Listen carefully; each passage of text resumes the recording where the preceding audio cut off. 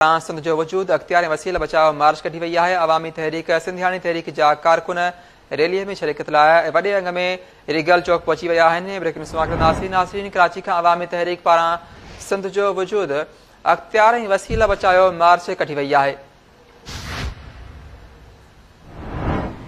अवामी तहरीक सिंधियाणी तहरीक जा कारकुन वडे अंग में रिगल चौक ते पहुंची विया आहिनि। नासरीन मार्च रीगल चौक का प्रेस क्लब पहुंचो जिते जलसो कयो वेंदो। कारकुननि जी आमद जो सिलसिलो भी जारी है।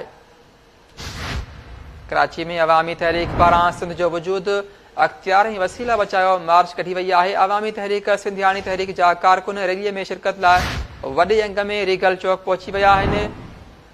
मार्च रीगल चौक का प्रेस क्लब पहुंचो जिते जलसो भी कयो वेंदो जॾहिं त कारकुननि जी आमद जो सिलसिलो भी जारी है। नासरीन कराची में अवामी तहरीक पारां सिंध जो वजूद अख्तियार वसीला बचाओ मार्च कढी वही है। इन हवाले से कराची में लाइन ते मौजूद है असलम हैदर सोलंगी। जी असलम हैदर, छा तफ़सील आहिनि? जी बिल्कुल, अवामी तहरीक पारां रीगल चौक कराची का मार्च कढियो वियो है।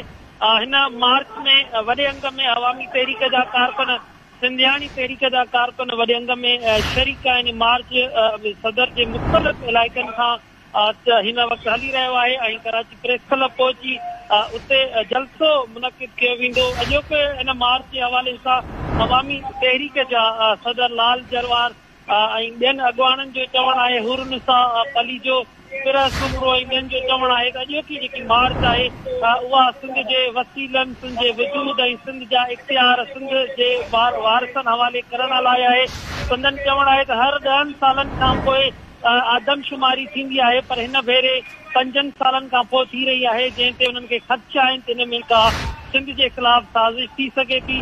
संदनि चवणु आहे त सिंध जे वजूद जो मसइलो आहे। सिंध में महांगाई हद खां वधीक कई वई आहे ऐं जॾहिं त ॿोध मुतासिर हिन वक़्त बि सख़्तु परेशानी वारी हाल में आहिनि, उन्हनि खे बहालीअ लाइ क़दम कया वञनि।